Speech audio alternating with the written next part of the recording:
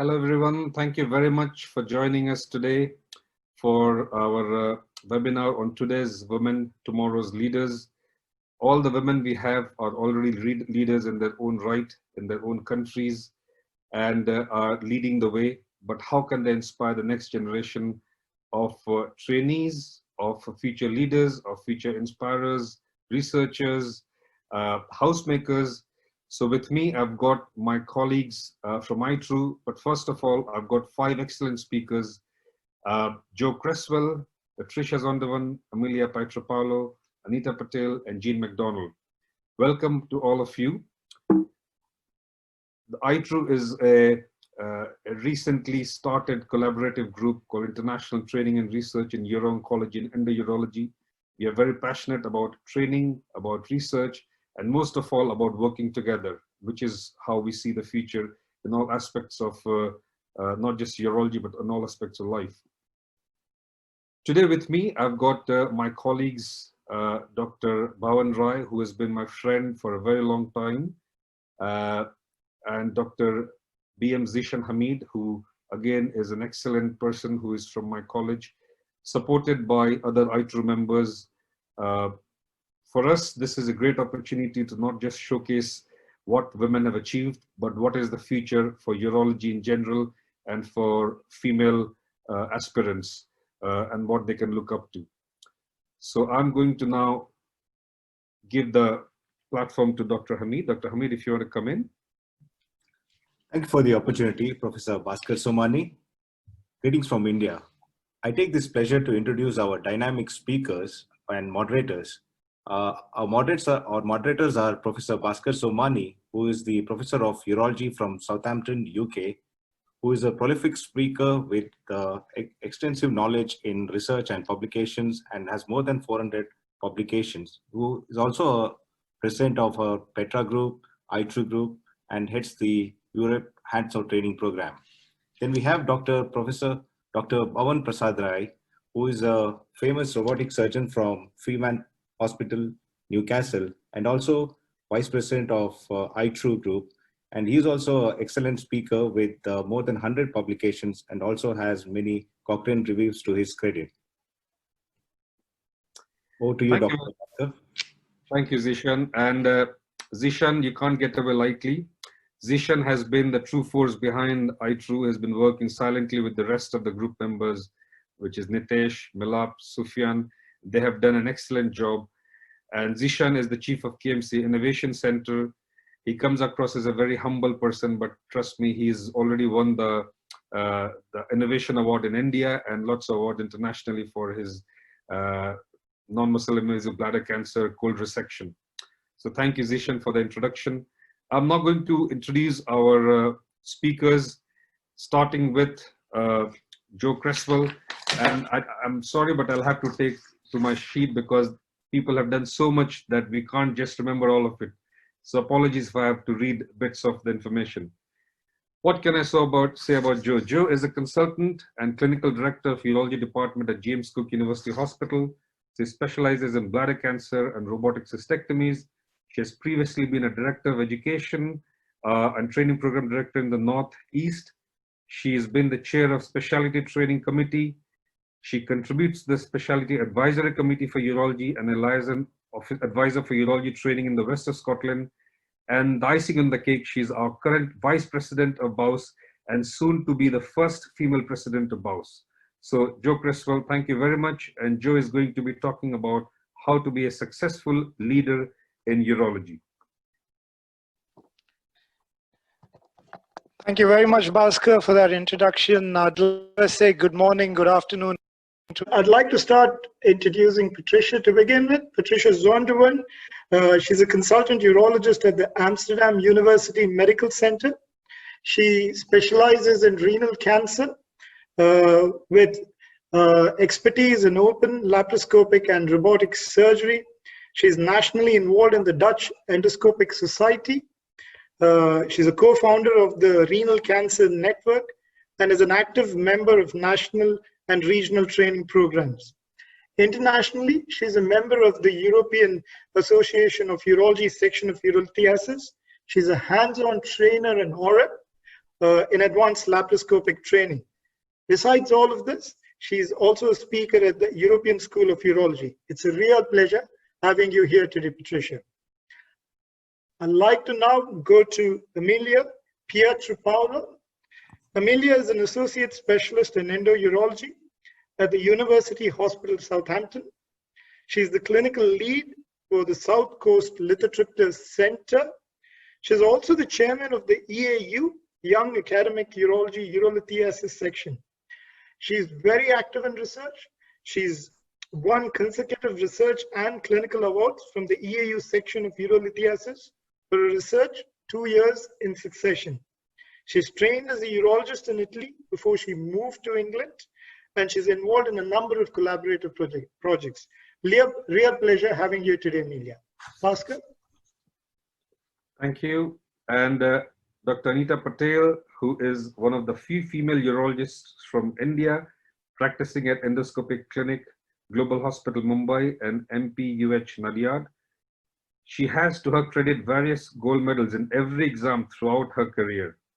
She's the only lady urologist in India with FRCS urology qualification. Her areas of interest include lower urinary tract dysfunction, including prostate disease in men, incontinence, and other forms of voiding dysfunction, and flexible ureteroscopy. She is on National Guideline Committee for Urinary Incontinence, as well as UTI, and co-author on international guidelines on spinal injuries urological management by SIU. Besides this, and this was a surprise to me, she's a qualified singer with a bachelor's degree in Indian classical vocal music from Gandharva Mahavidyalaya. Welcome, Dr. Patel. And Anita will be talking to us about parenting and urology. I'd now like to announce our final speaker, Miss McDonald. Now, when we announced that Miss McDonald was going to be part of the program today, Twitter went berserk. A number of trainees were really excited that Miss McDonald was going to speak on the program today. And there was one consistent message by everyone, that she was an inspiration. She's fondly known as Miss MC. She's one of our senior urologists who works at the North Middlesex University Hospital. She's served in various capacities. She was the clinical lead, deputy chair of medicines, management committees, and surgical tutor. She initiated her training in the Caribbean, moved to UK, and has trained generations of urologists, and a lot of us owe our success to her. Additionally, she is involved in a lot of charity work across the sub-Saharan Africa, Asia, and the Middle East. And she's trained trainees all across the globe. And today she'll be talking about her experience in doing charity across the globe. Thank you very much, Ms. MC. And just before we begin, I just wanted to thank all the audience who have joined. About a couple of hours ago, we know there are more than 500 registrations already, and we are expecting closer to almost 800 to 1,000 registrations. Don't worry, for those of you who can't join us, there'll be a video recording of this, and you can always see it again, because this is a talk that you can't afford to miss. With that in mind, I just wanted to let audience know about one more thing. There is an audience poll that will be happening at the end of all the talks. The poll would last for 10 minutes. And towards the end of our talks, we will let you know about the poll again. So don't forget, there is a chance to interact through audience poll. And of course, you can also ask questions in the chat box, which we will take at the very end. So without any further ado, I'm going to invite our first speaker, who would be Jo Creswell, to share her screen. Perfect. Thank you, Jo. And once again, welcome to our program. It is a real pleasure to have you. Over to you. Thank you very much. And thank you, Bhavan, Zeeshan, and Bhaskar for this wonderful opportunity to join a really, really wonderful webinar. And thank you for the title, How to be a Successful Leader in Urology. Well, perhaps I'll come back to you in about 20 years when I know the answer to that question. But for now, I'm going to share a few thoughts and reflections on those leadership opportunities that I have had. So first of all, a lot of us as trainees, certainly in the UK, We do leadership and management courses as part of our training, and I think this is a worthwhile thing to do. They will explore with you what your leadership style is, how you can make the most of it, and also will discuss with you what the differences are between leadership and management. And I think that I've put down some of the key things that I think are important on this slide. I want to say one thing, and that is leadership is not better than management. Management is not better than leadership. Both are complementary. You need both. And quite often in life, as urologists, we have to do both hand in hand. But basically, in my mind, leadership is about creating a vision and inspiring others to share that vision and help you deliver it. It's very important as a leader that you encourage others to reach their potential. Management, on the other hand, is how you operationalize that. How do you make it happen? And as I say, without both, you get nowhere. So let's move on to what motivates people to lead. Why would you do it? Because let's face it, most of the roles we do are in addition to our regular day jobs. And I think the important things I've put at the top of this slide. You want to influence something, you want to change policy or change practice. We mentioned inspiring others, and I think that's what today is all about. You want to share a vision that you have and change a part of your world. And by that, I don't mean the part of the world I live in. I mean the part of my daily life, my everyday urology practice. These things are extremely rewarding. In smaller letters, at the lower part of the slide, I've included some things that I think we all recognise, and we all think these things are important and do feel them. We want to feel valued, we want to feel important, we want to be relevant. It's nice to have a title, it's nice to have a position, and to gain power to change something is also something that we often seek. What I've noticed in about 20 years is actually some of these aspirations turn out to be a little bit disappointing. So I would say the top ones are the ones that are to go for. Those are the ones that really do reward and they motivate me a lot. So what is successful leadership? I'm sure there's many definitions. I wanted to highlight one key fact. I do not think that being in a position, elected or appointed, makes you a leader. It's the leader that makes that position, not the other way around. And being on this committee or that faculty, adding it to your CV, this is also not really what leadership is about. It's actually about what every one of us does every day. And there may be some trainees listening who think that they're not leaders. Well, I beg to differ. I think as urologists, training or otherwise, leadership is out there around us every single day. It's all about the people. And everything you do every single day offers an opportunity for leadership. So there's no excuse to not get out there and practice in whatever environment you're in. Leading ward rounds, leading operating theatre lists, leading service development or innovation, leading a department, presenting at a conference, being a member of faculty, organising a conference, representing in societies for trainees and nationally. These are the opportunities that are out there. They're all out there. Seek them out. Look for something you're going to really enjoy. A few tips, things that have perhaps helped me along the way. Many of them have come from other people. I emphasise that you should take the opportunities that interest you. You have to enjoy this. It takes energy, it takes effort. Do something that's important to you. Try to choose smaller projects initially. It's easy to be overwhelmed. You can't change the world overnight. Enthusiasm is absolutely paramount. Hit it with energy, hit it with enthusiasm. And over-deliver. I'll come on to later that it's easy to be underestimated. I've seen this a lot. Use it as an opportunity. When you over-deliver, people will remember that. People will remember you. You'll get more opportunities. And one important fact for when you've been in a leadership position for a little while, recognise when it is time to move on. It takes the energy of the start of your project. After about 2 or 3 years, you can sometimes start to lose that momentum, and then it's time for you to move on and for somebody else with renewed energy, renewed vigour to refresh that project, to refresh that post. So it's important to know that too. Now, effective leadership, again, I don't really know what it is. I do know the things that I try to do, and they seem to have been at least partially successful so far. Be kind. Be kind and be respectful. Others will come at this from different perspectives and have different ideas. The more ideas in the room from different perspectives, the stronger that team will be.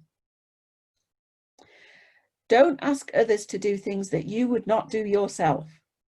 This might range from doing the Christmas Day on call to asking someone to make a difficult phone call on a controversial subject. If you won't do it yourself, don't ask anybody else. Help others achieve their potential, not just for altruism, but because your team is stronger if everybody is firing on all cylinders.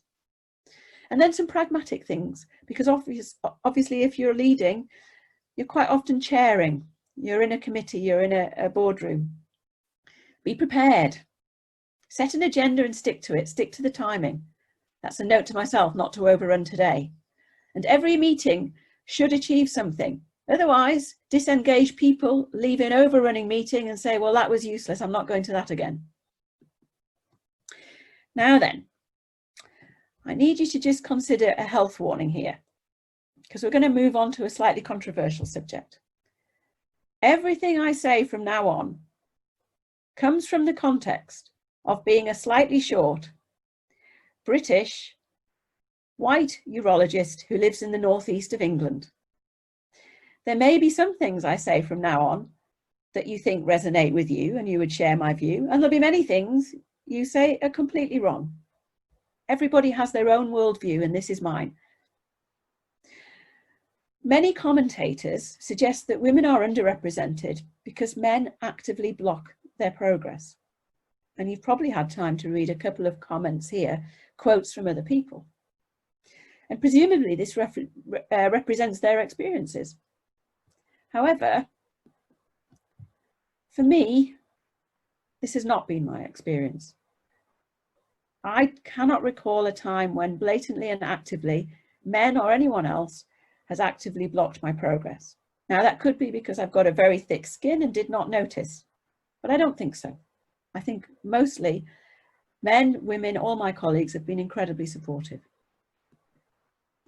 I do, however, recall many times when I've been slightly disadvantaged, and that may have been for one of the reasons I described when characterizing myself. I have made suggestions and had ideas in big meetings, and they have been dismissed. And a higher profile man has subsequently made the same suggestion, and it's been accepted and forwarded and driven hard.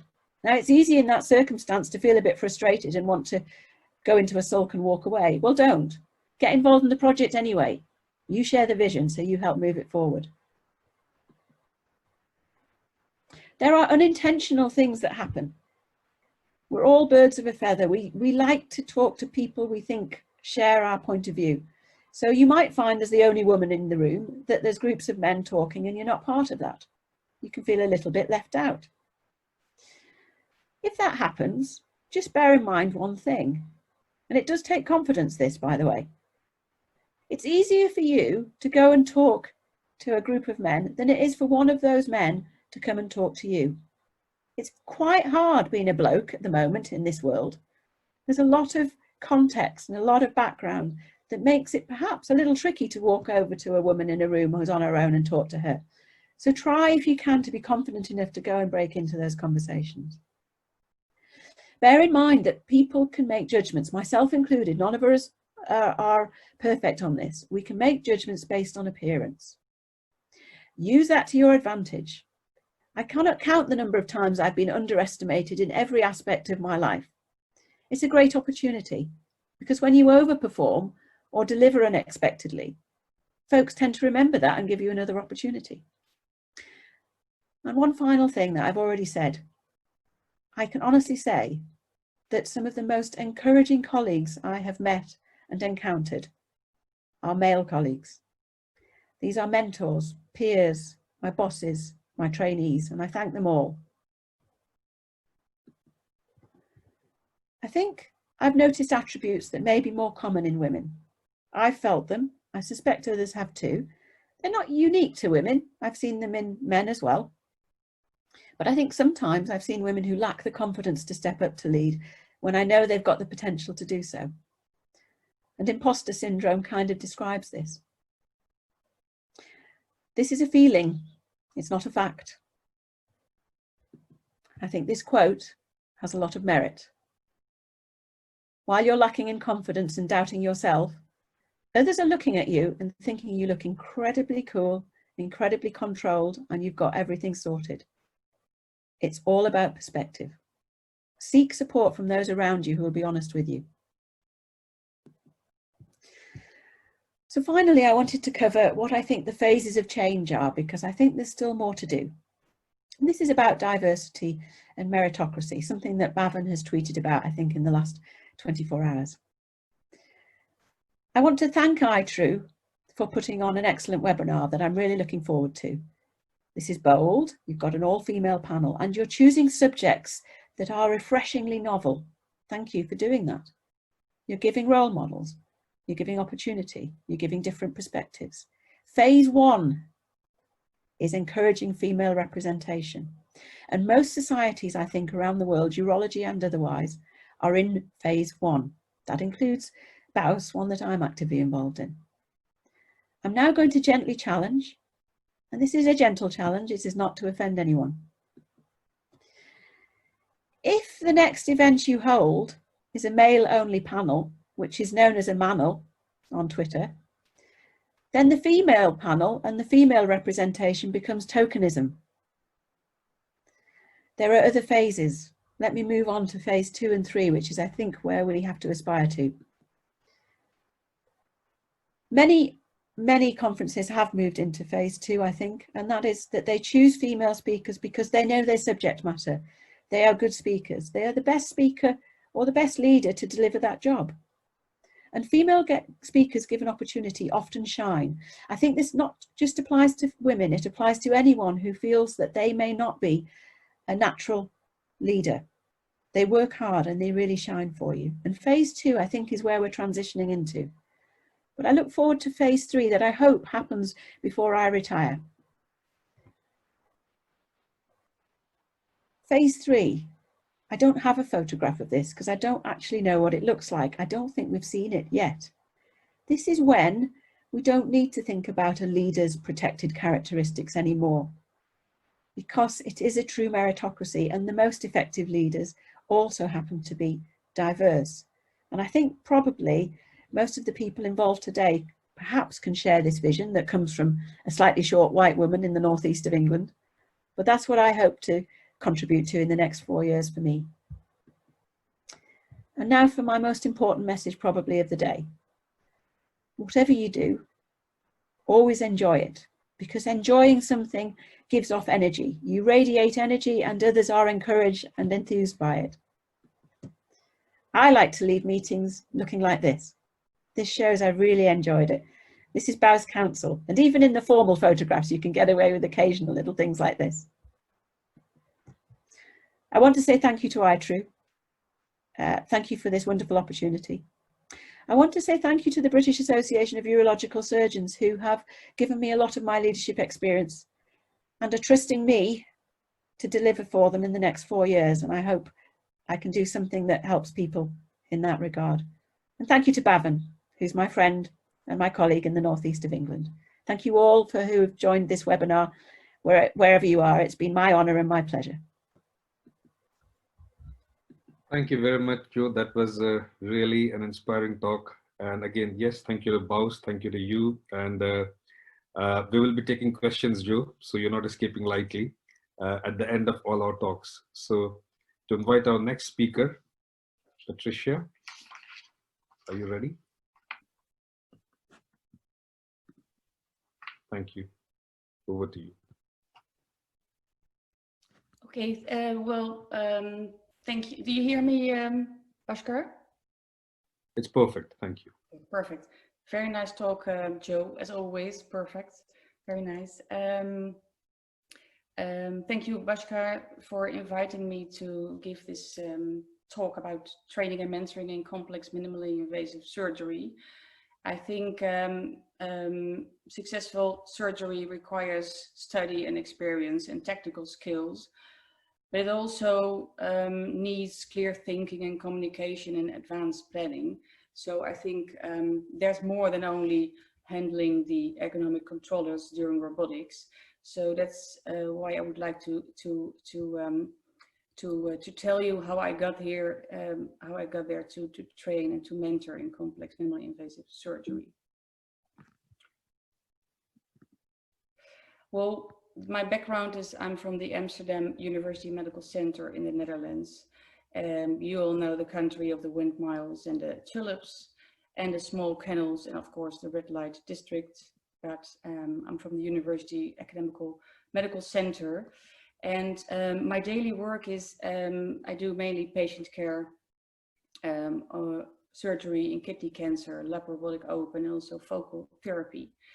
And as I'm finishing my own thesis this year, I'm also a promoter of 3 PhD students on kidney cancer.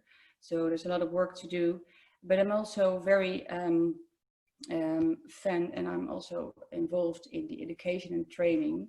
In our hospital, we have our residents for urology, and in the Dutch Association of Urology, I'm involved in the group of residents training for laparoscopy and robotics. I'm the chair and organizing a yearly congress, a yearly course on lab and robotics within the EAU, and actually Bhavan already introduced me for this hands-on training, European section of Eurotechnology and Europe. And I thought it was nice to show you actually my timeline, my journey. Above you see my career, actually what should be my career, and below you see my personal life. As I was born in 1974, and I started to study medical biology because I could not get in medicine because it is a lottery in Holland. In the end, the 5th time I could start doing medicine, already finishing my medical biology. I did my residency and I became a urologist in 2011. And from that time onwards, I started to train residents, the Dutch and the European. And I started to train also with robotics. In the meantime, I was actually married, had a son and a daughter, and was, although quite busy, still happy in life.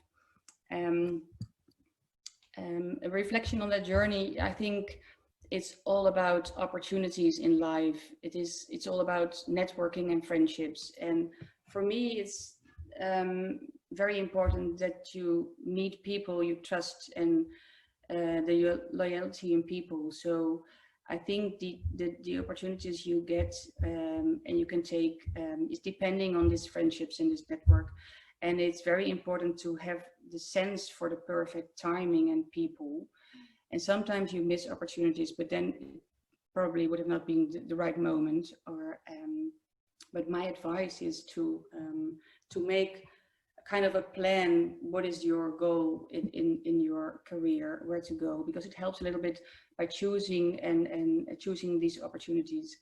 And of course, it's very good to keep in mind that you should that there are threats, like keeping yourself healthy is very important, and the balance in private and private life and work is very sharp. Well, it's enough about myself, but I was asked to tell you something about the training and mentoring in complex minimally invasive surgery. And I think in general, training is about it's about knowledge, skills, and experience.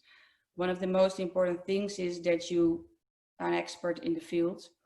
And then the second part is that you are an expert or are able to train and to coach people. So while you're training and coaching, you're also learning and developing yourself. So the pitfall is your own learning curve, and you're just starting to train and to mentor people, residents. This is one of the things you are learning. It's also very important how you were trained. You will take these characteristics with you, and you will it will help you or not help you. And then the third thing is that psychological transference, because there are a lot of differences between residents and young urologists.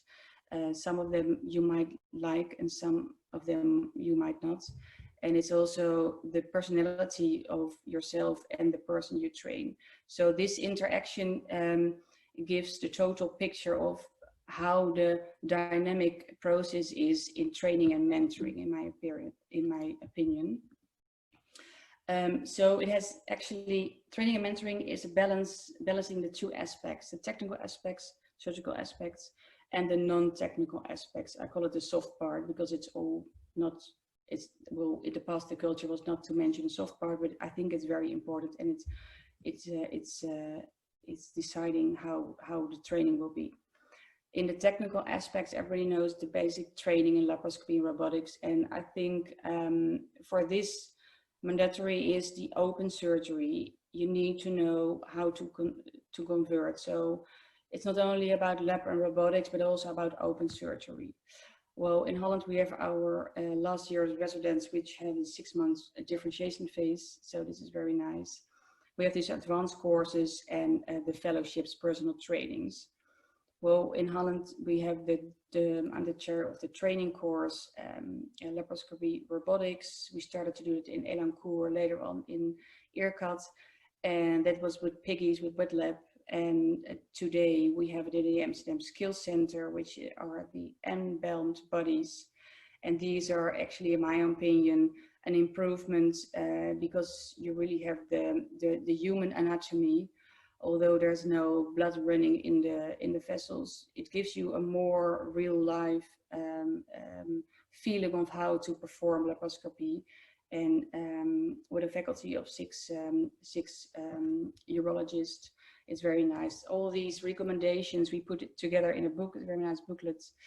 And we are preparing also the non-surgical technical skills. Within the ASUT, I've been from 2011 onwards, and well, you see Jo, one of my friends, I met her, and I think it's all about networking and friends and feeling comfortable, being in balance, but never push it too much, in my opinion. Keep the connection with yourself and be continuous on reflection with yourself. And hands-on trainings with Ali, we went to Beijing. These are very nice courses, and you learn a lot from that. And then we have Prague, we have the Hodis family, and this is a very dynamic and nice family. We are actually a group of trainers and continuous. We have the need to improve. You see Bhaskar, Bogdan, Andreas, Domenico, and together we are actually, these are all men, you can see, but it's very nice to have this group and to reflect on each other. And well, I was the only woman the last year.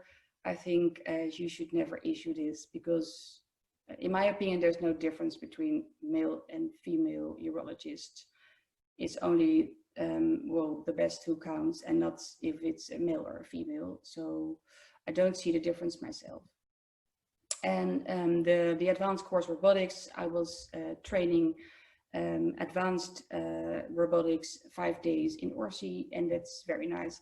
And the tip, I always try to let the residents find out themselves. I give them tips, but I don't give them too much tips in the beginning, because you have to let them struggle in the beginning, so they will find out, and then they will ask you, can you please tell me, can you show me? And that's the moment they started to open up themselves to learn the things. Because if you are too eager and want to show off all continuously that you are, well, the man in robotics, and showing how you should perform during robotics or laparoscopy, then they will never learn. They have to go through their own learning curve. So that's, I think, the key to that success. In our Amsterdam University Hospital, we have a personal training for residents. So on the left side, it's Suraj, very nice, resident from Suriname, very enthusiastic, keeps you really live and kicking. And with my colleague Harry Beerlage, the two of us both in one of the consoles or the resident in one of the consoles, we have a very good interactive training. And it's very nice because with Harry Beerlage, we also have reflection on each other. So we reflect on each other, and this keeps the dynamic training and mentoring very, very accurate. So, well, what I do in our hospital, what I do and what I always think is very important, that you have to know the patient behind the case you are performing surgery on. I think it's very important that that's the whole picture and not only the process of surgery.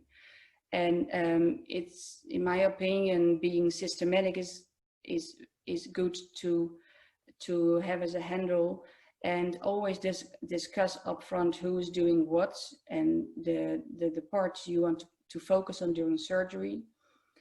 And try to challenge every time the residents a little bit more without losing any safety and control, and try to find actually the correct learning curve of the residents, and do that in a manner like a 360 degrees feedback. So the challenges I experienced was actually the time in our hospital. There's sometimes less time, so you should balance the time and let them doing the surgery. So that's always quite difficult. And challenges are also the individual differences and personal perfectionisms. But how did I solve? I tried to let go more of the things. I started to have conversations. I started the conversation, and positive feedback is one of the keys, I think. Well, we have something like standard forms for performance. One of our residents, which did her PhD on this, try to manage the criteria of the procedural phase with a score, and it's very nice just to give body and structure to this training process. Well, everybody knows that for robotics, the key to success is the two consoles, and I think what you always should bear in mind is, what should I have needed during my training which would help the resident at the moment? So try to find the things they need. And I think in the future, training and mentoring minimally invasive surgery will be more augmented reality and artificial intelligence will be implemented. So this will help. But in the end, it will be the human thing, the person who will give the finishing touch to all this. Well, this is only the technical part. So the non-technical aspects in training is about training a resident in non-surgical technical skills, very important, so the professional performance at the OR, and also how to perform as the perfect trainer, mentor yourself.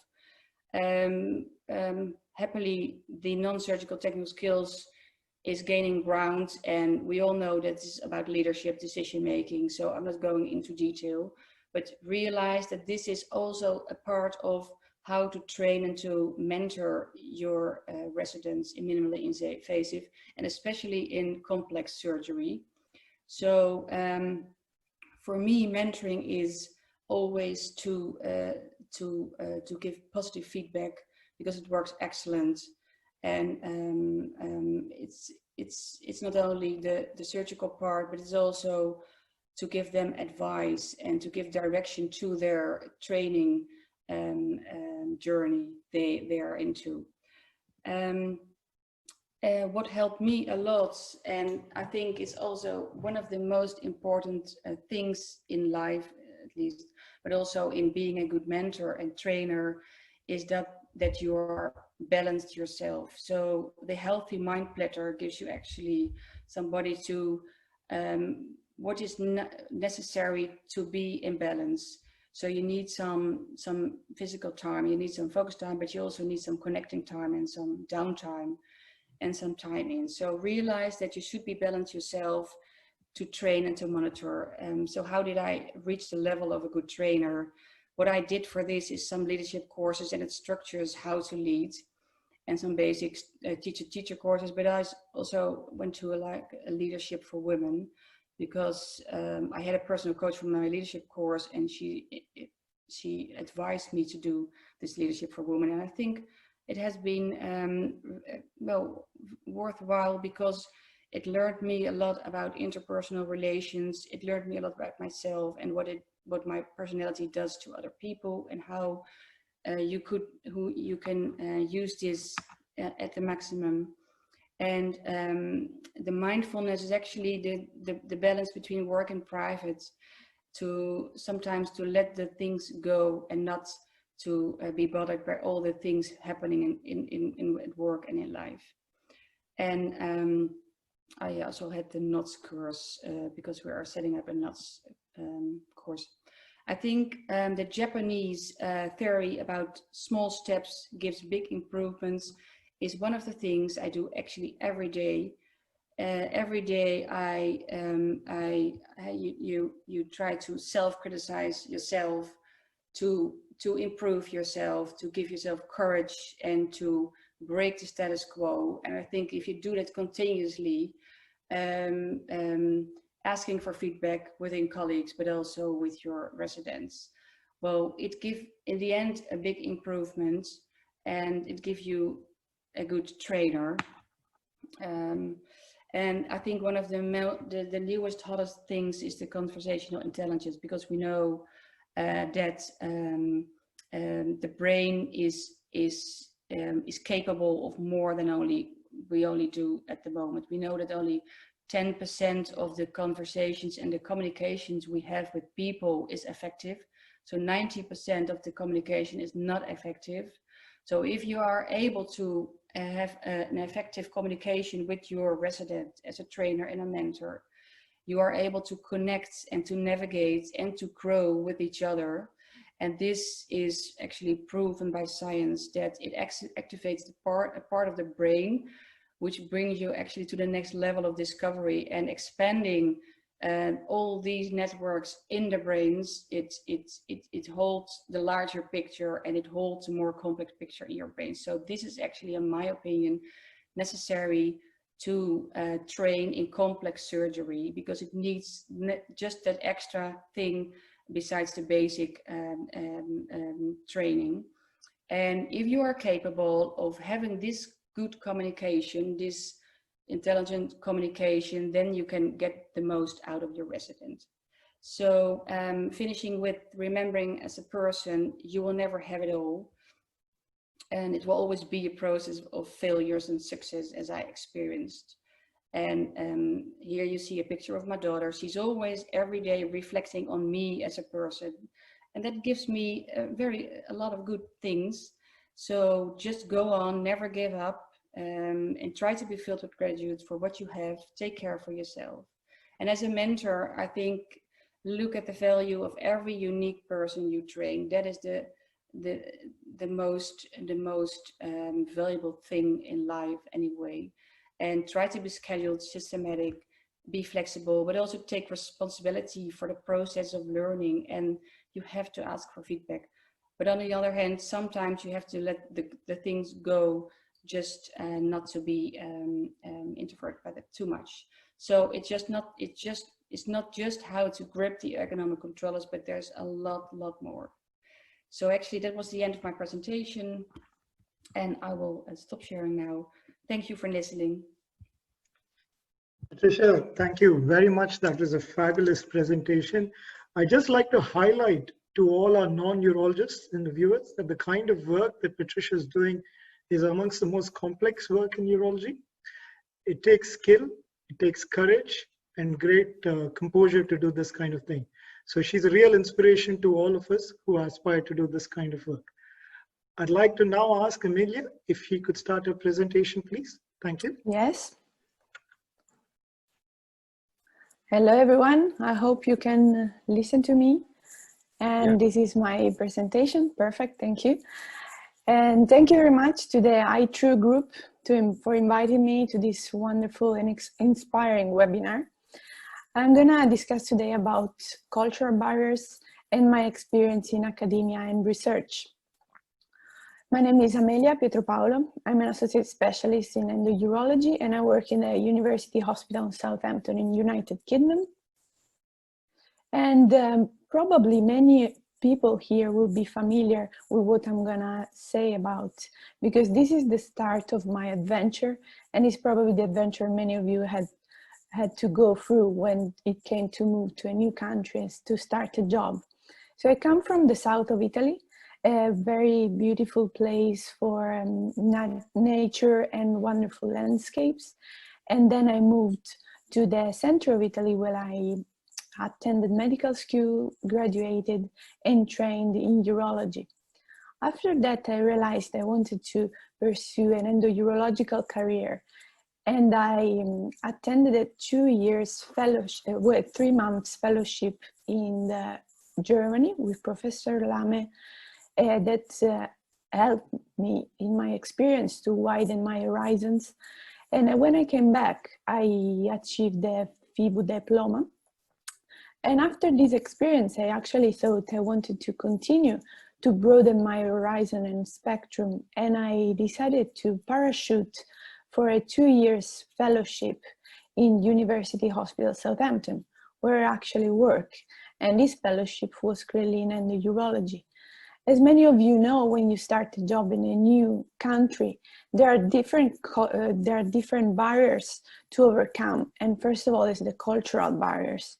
This includes different features. For example, language barrier is the main one that I had to face, because clearly I studied English for a long time, and I thought that the academic English I could speak was enough. And living in the south of England, where everybody could speak the Queen's English, made me think that I could actually be all right with what I knew. But then I found out that there were different accents, dialects, and idioms. And this was very difficult at the beginning, mainly when it came to understand patients. And also I found that there were very variable and different ways to say the same word and phrases. For example, I give you the example of the very famous urological sentence of spending a penny, which means, for who doesn't know, urinating or passing urine, that we use very often. And if you don't know, this comes from a very old historical background of UK, when in the past people used to pay 1 penny to go to the loo, and so on. So cultural barriers also includes health system or level of care knowledge. So it was very important to learn how NHS works in terms of primary, secondary, and tertiary care. And this is a very, very well-built and structured system that works very well, but clearly at the beginning is very difficult to get settled to it and to know it deeply.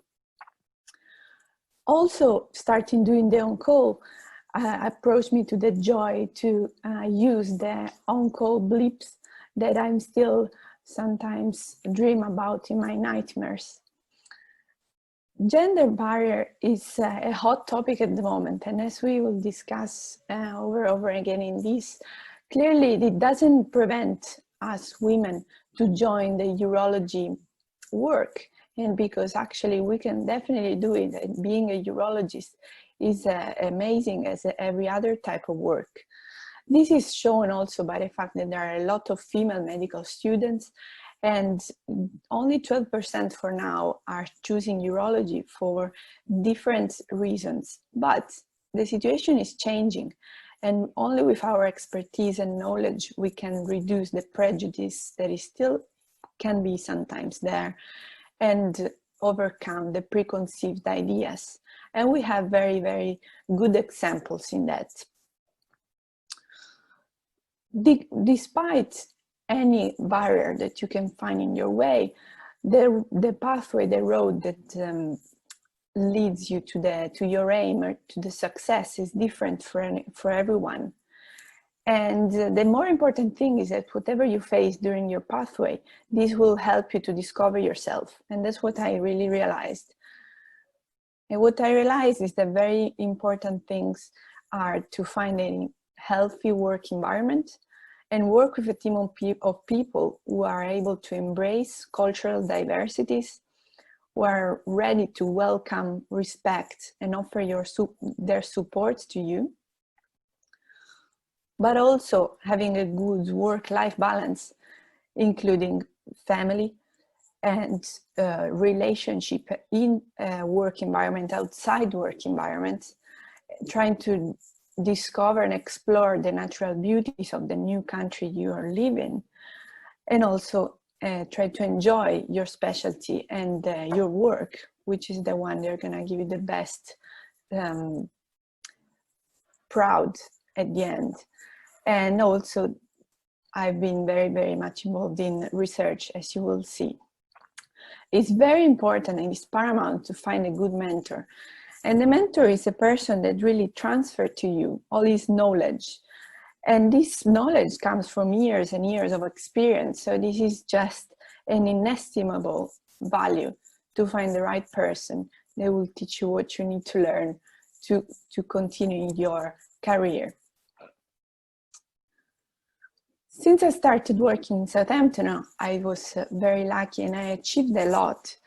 And I've now been appointed as an associate specialist in the University Hospital Southampton. I also became a lead of the lithotripsy service, which is South Coast lithotripter service that welcomes patients for all the South Coast of England. And also I've been nominated last year as an aspirational patient care in our hospital. Since I joined, my publication records has jumped, and as you can see, I was barely publishing 2 papers before joining this job, and I have now more than 30 papers published on PubMed. And the important thing is the teamwork. So with our team, we managed to do a lot of different type of work. Some of them are original research. For example, this is a very important one that shows that emergency drainage for urosepsis doesn't have an outcome, doesn't have different any outcomes after when the patient goes to have an elective ureteroscopy. And recently we are publishing this new paper that is evaluating a microcosting analysis about the superiority of the single-use flexible cystoscope in stent removal compared to a reusable one. This is going to help our department to understand the cost effectiveness of this device and to save money, clearly. We've also done a lot of systematic reviews, which helps in different type of the urological field. For example, this was very important because we found a protocol worldwide to treat recurrent and multi-resistant infection with antimicrobial intravesical treatment. And this is being used for patients who are not responding to any other treatment or antibiotics treatment, orally or IV. We have a lot of collaboration in Europe and internationally. These are just some of our European collaborations.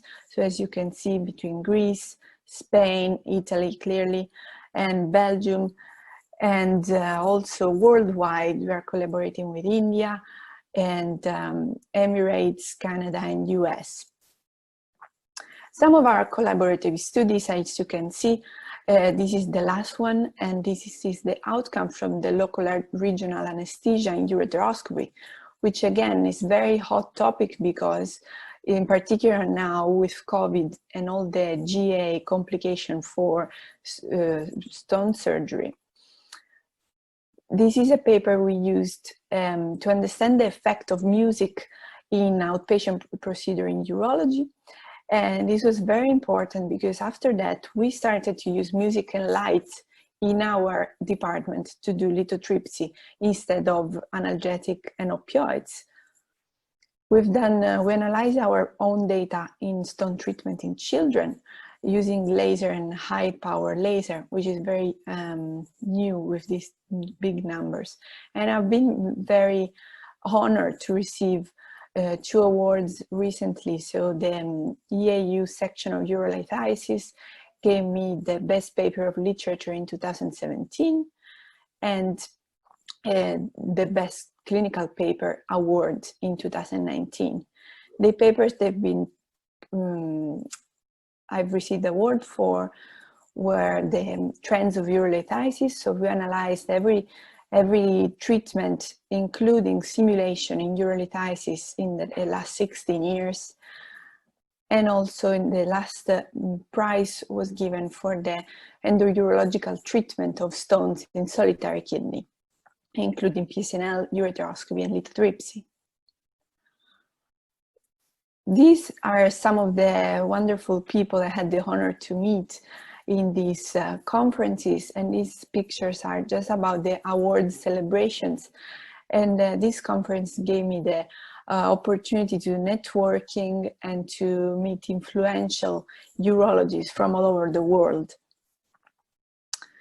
I also joined the Young Academic Urology Group, and I became the chairperson from this year, 2020. This is a great networking opportunity and also sharing knowledge with colleagues that have the same passion for endourology from all over the world.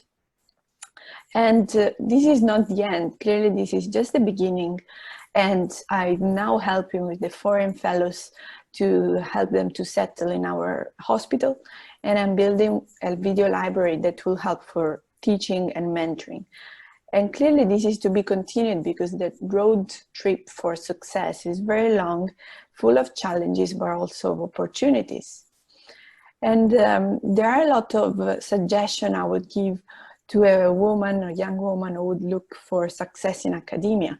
First of all, find a good center and mentor that will give you the enthusiasm and the boost to start with everything from scratch.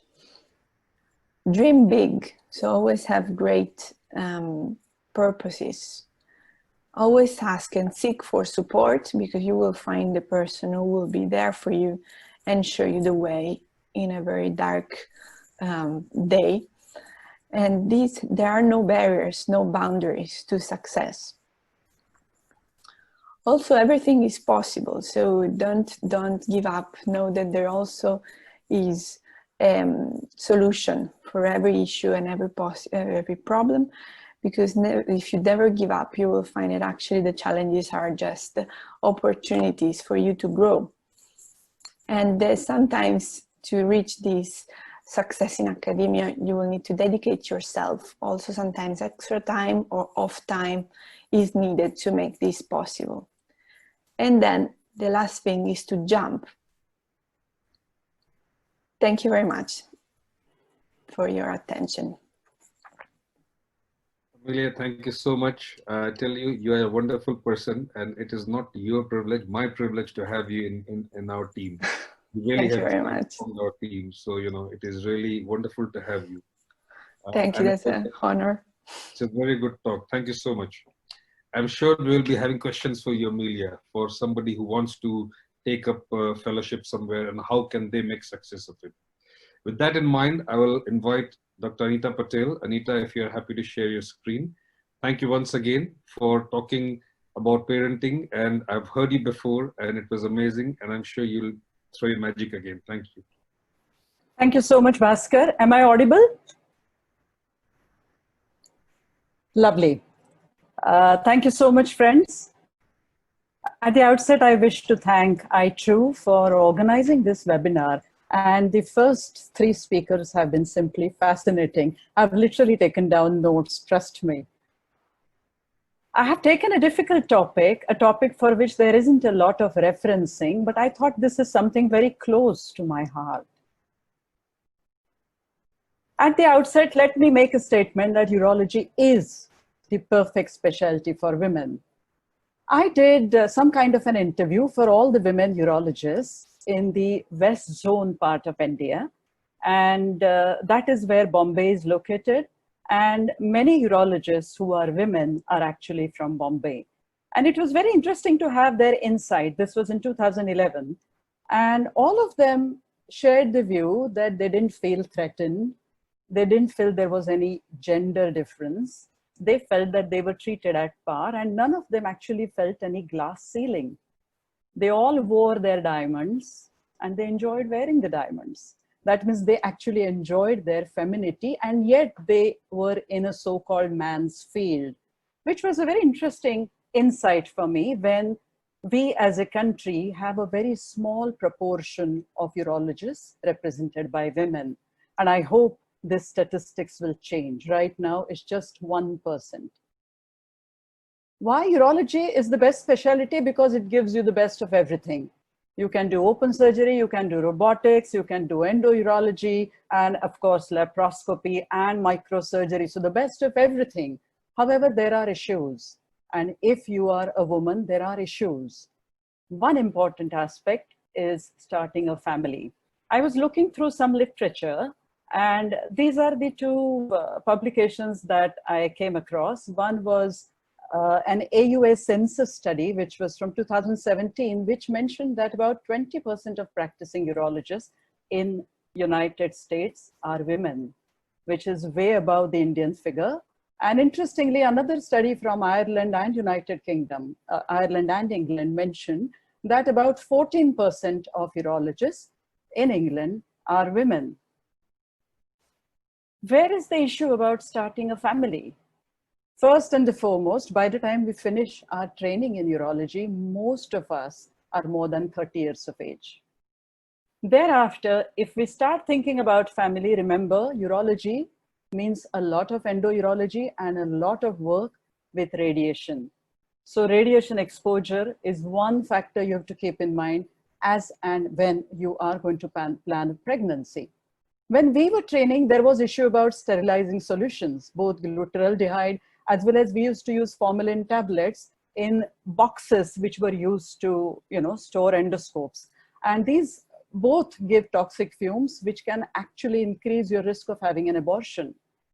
Last but not the least, you have to plan so ahead of time. I remember the time I had my first daughter in United Kingdom. I was doing a senior registrar's rotation in North Yorkshire. And when she was 6 months of age, I started looking for a childcare for her. And when I inquired, they told me that they're booked for next 2 years. And I was aghast. They told me I should have started planning when I was in the first trimester of my pregnancy because they're booked for 2 years ahead. This told me the importance of planning. And this was just the beginning of planning, which was so very necessary, especially for a urologist. Let's see what the Indian scenario is. India is a very interesting place. We have best of everything. We have the world's richest, we have the world's poorest, we have the urban nuclear families, and of course, we have the Indian joint family. When I got married, I was a part or a member of a joint family. For those of you who may not know what a joint family is all about, right from the grandfather down to grandchildren, everybody lives under one roof. Now, this does have its set of challenges, to say the least, but there are a lot of advantages. And I experienced that. With the first baby, which was in United Kingdom and a nuclear family, just me and my husband, the first child spent 11 hours of the day in a child care. That was a long time for the child. Fortunately, it didn't leave any long-term repercussions. And I think she was, and she is, a very happy baby. But I think that was because I was lucky. The second baby around, the second daughter, things were very different. And that was because I was in this joint family where there is this ultimate luxury of food and childcare being looked after. Remember, it doesn't come that easy. You have to be very good at communicating, and the family must respect what you are. I was lucky that both my in-laws as well as my parents were available, so the childcare was sorted out. But not everybody would have this much of luck. And we had to plan the childcare way in advance. Because remember, as a urologist, you will be busy. I'll tell you how the practice pattern is in India. Not everybody is in a structured practice. Not everybody leaves for work at 9 and comes back home maybe at 4:30. No. Many of us work in little clinics, and many of us go and visit more than one clinic or maybe 3 or 4 setups in a day. As a result, we will spend most of our time out. For me, on a busy day, I leave my house at 9:30 in the morning and I'm not back home till 9:30 at night. If during that time, the child care is not looked after, then I think I'm into deep trouble. this is where communicating with your family is important. For me, it was very, very vital, and I communicated every decision with my senior family members. They knew my conference timings, they knew the timetable, they knew when I would be out, and I was always without any stress because the kids were looked after. I remember a particular episode when a guest was visiting us, and in our washroom, there was a fortune plant kept. And he was really surprised. He said, "What is a fortune plant doing inside a washroom? We don't keep it there, do we?" And to my utter surprise, my father-in-law replied saying that, "Well, if she's a urologist, I think that is where the fortune of the family is. So it's just as well that the fortune plant is kept in the washroom." To me, that was an eye-opener, that the family members respected me for what I was. And that was simply because I insisted on communication, which I think is the key to successful nurturing and bringing up your children. Well, children grow, and then there's something called as family time. We all need that, don't we? In my house, we had to make a rule that everybody must be at breakfast table together. Because once the day begins, people are out and about on their own and just may not see each other's face till the day ends. This was the time for us to share everything, right from the school routine, the homework, the new projects, what extracurricular hobbies. One thing my children never liked was I was always an outstanding parent. Do you know the meaning of that? I was always standing outside. I was never involved inside the family issues. But I think in a way that made them independent. They do mention, both the daughters, that mom, we didn't like the fact that you were not a hands-on mom. You know, we used to go to the PTA meetings in school, and in that, I used to be the oldest parent because I was representing the parent of a child whom I had very late in my life, and I was surrounded by parents who were those very well-dressed women, very hands-on as parents, knew their child's notebooks backwards, and I knew nothing. And I used to feel completely left out. However, I think my children compensated, and they really didn't make any undue demands. So I think the trick is to communicate with the family as well and with your children. Tell them why is it important that you are away, and why is it important that you give so much time to your professional commitment. They automatically start respecting you for what you are, and they are involved in a lot of decisions. We are a family where my husband is a vascular surgeon, I'm a urologist, and often at the dining table, we have discussions about a complex case. And my children will be looking at their notebook. Suddenly they will lift their head and say, "Dad, you need to do an embolectomy." And this is coming from a child who is in 9th grade. Or they would look at me and tell me, "Mom, I don't think this lady has any issue with her bladder. Maybe you should involve a therapist." And I used to be amazed that this is what they have picked up just by sitting at the dining table. I think I would insist that we all spend that much time, and especially at the dining table, because a family that eats together, I think, stays together and stays together happily. This does bring us to a very difficult time in a child's life, and that is the teenage. We've had our share of issues. In Indian schools, especially in government schools, there is something called as sex education. This sex education basically makes our children familiar with human physiology and human biology. And that's about it. It honestly doesn't tell them about anything else. Now, this makes our life difficult as a parent. In fact, today's kids are so ahead of our times, definitely, courtesy internet and Google, that my children could actually take a tutorial for me on sex education. I learned that. However, in my practice, I encountered a lot of teenage girls and boys, and many of them had issues when they started being sexually active, and they didn't have anybody to speak to. They came from very conservative family, and yet they were those typical urban growing teenage kids.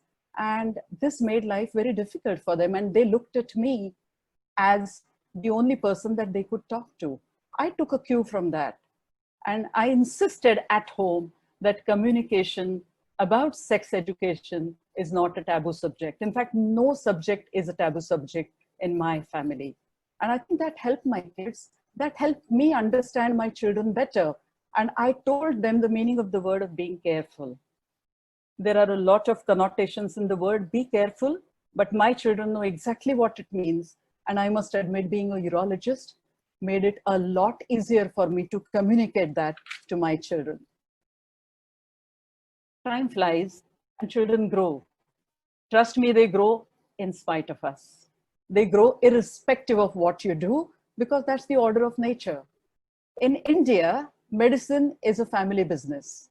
You know, many of you will have heard that I took medicine because my great-grandfather was a doctor, my father was a doctor, I am a doctor, my children will be doctors, and my grandchildren, I hope, will be doctors.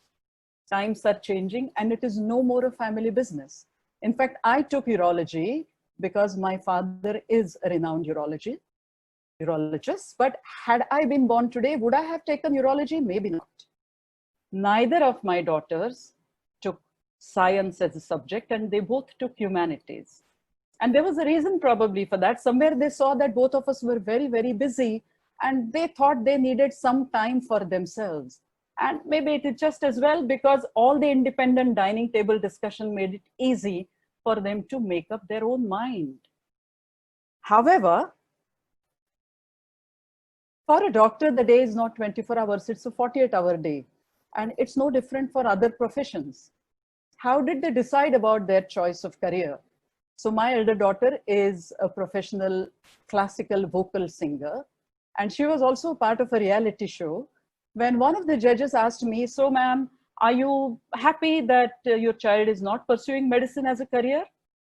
I said, well, I wouldn't say I'm happy she's not pursuing medicine as a career, but I'm very happy that she's pursuing her passion. Because passion and profession don't necessarily marry, but my children are trying to do that, and it's a journey. I'm with them all the way.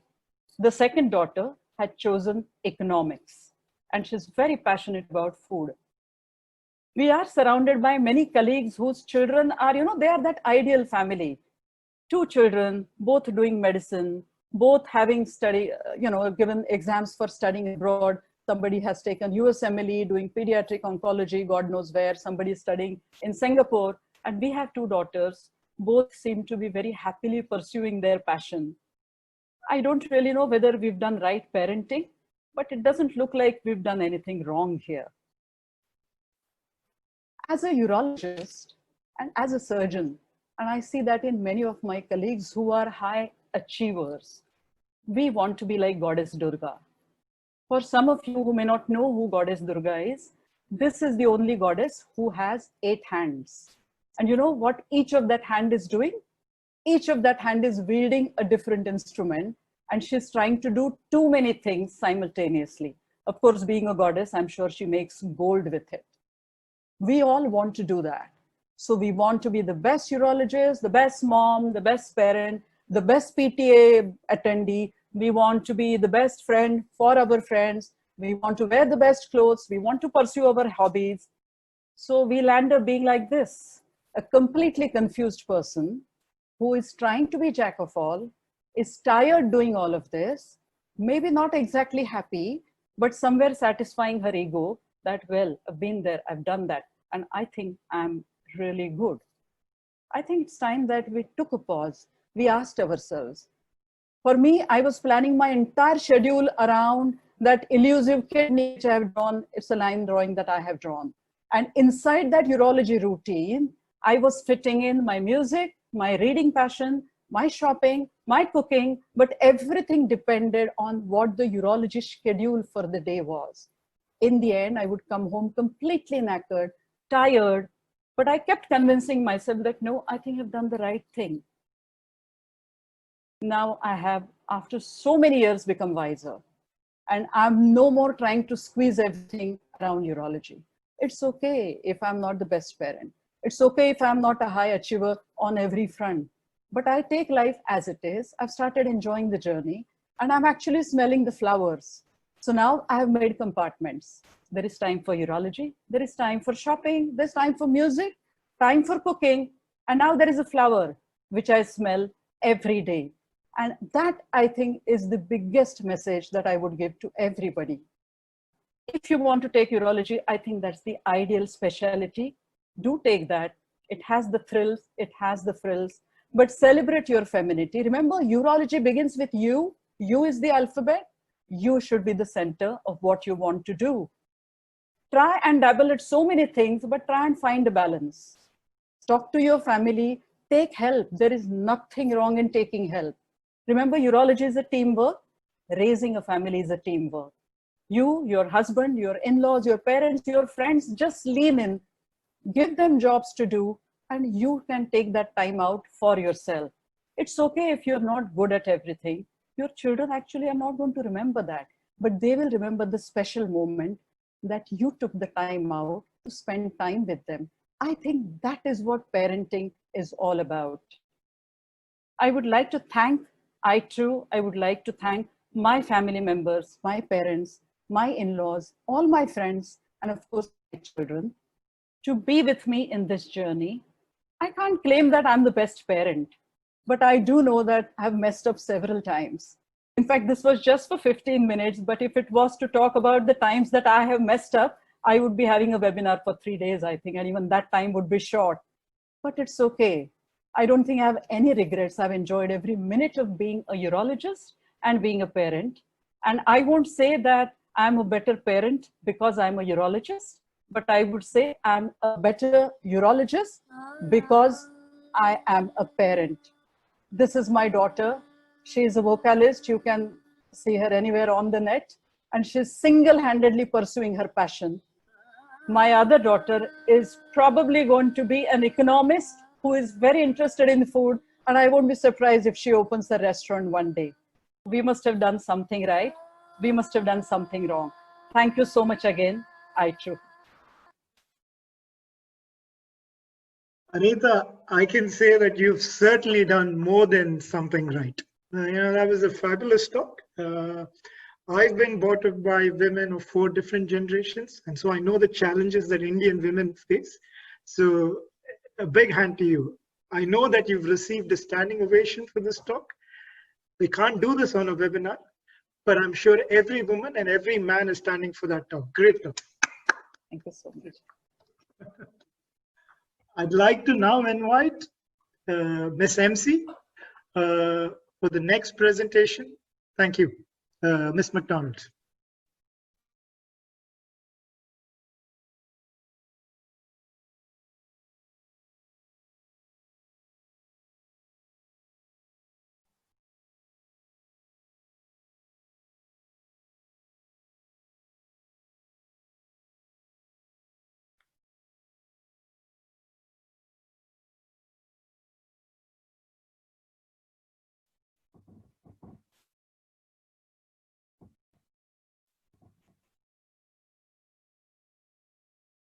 Thank you, Jean. We can see you're still on mute, Jean.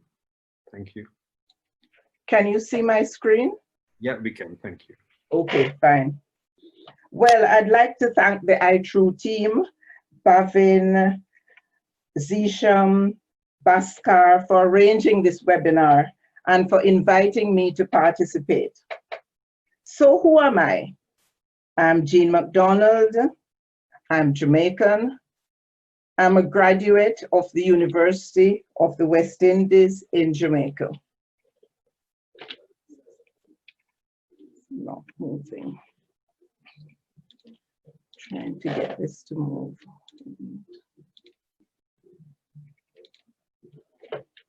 Right. I graduated from the University of the West Indies and worked in the Bahamas for several years. I moved to Scotland in 1981 to do the fellowship of the Royal College of Surgeons of Edinburgh, and I received that fellowship. And then I continued gaining experience in general surgery and urology, and got the diploma in urology at the Institute of Urology in 1990. At that time, there was no FRCS urology, just FRCS general surgery. I was appointed a consultant urologist at North Middlesex University Hospital in 1995.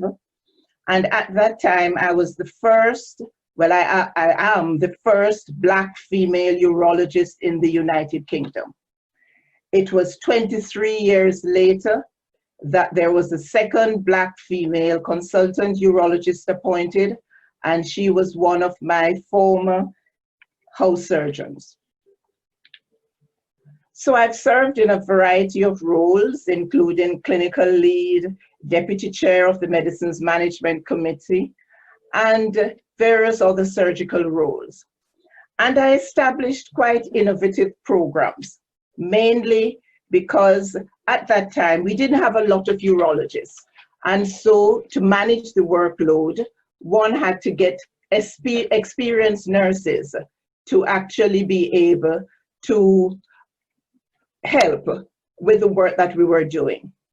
So I started out nurse-led urodynamics. I sent my specialist nurse down to Bristol so she could learn about what was happening and learn about how to do urodynamics properly, and then how to actually read that.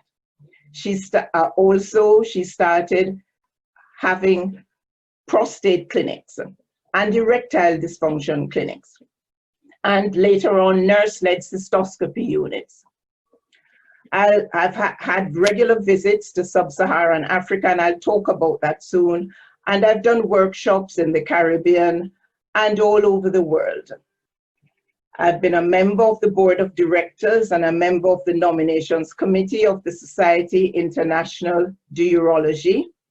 And I'm an honorary consultant on the board of trustees of St. Luke's Healthcare.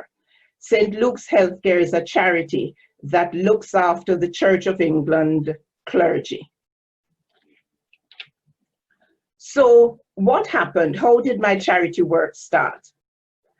I love going to various conferences. I go to the SIU, to the AUA, the European Association of Urology conference.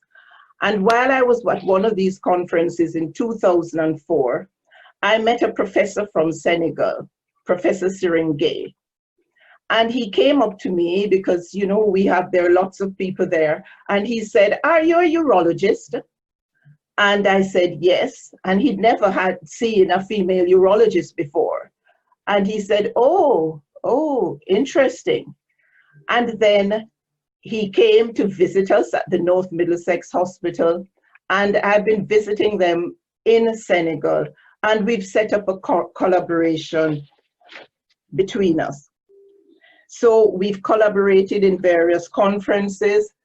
And they started this meeting called Eurodac, and I would take my nurses with me, my specialist registrar, and here we are at the hospital, the main hospital in Senegal, in Dakar, and there are my nurses and this specialist registrar at the time, and another of my nurses. This nurse does erectile dysfunction prostate clinic. So while we're there, we set up workshops. We've done workshops on transrectal biopsies, urodynamics, and it has been very rewarding being able to see urology in a developing country. We saw that instruments that we use for stones, which were single-use instruments in the United Kingdom, they were being sterilized, like the guide wires, the baskets, and we thought, how can we actually help? I find that in education, if one travels and lectures and operates, you're able to input knowledge to many trainees, as it was very difficult for trainees to actually gain experience in developing countries. So we set up various workshops, and here we are, because at the unit in Dakar, it's actually a training unit for lots of places in sub-Saharan Africa. So they're trainees from Nigeria, Mali, Cote d'Ivoire, lots of other African countries, and they come there to gain experience.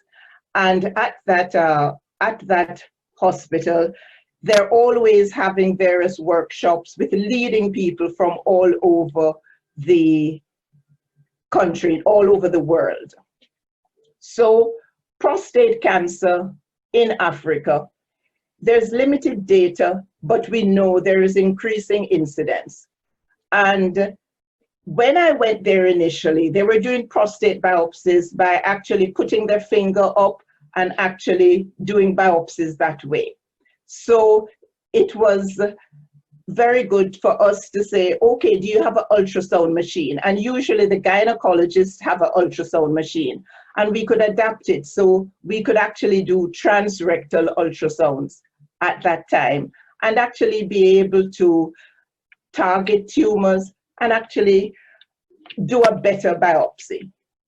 So then we had trust biopsy courses, and here I am at one of the courses actually training the professor of urology, and there are lots of people around training the nurses as well, how we do transrectal ultrasound biopsies of the prostate.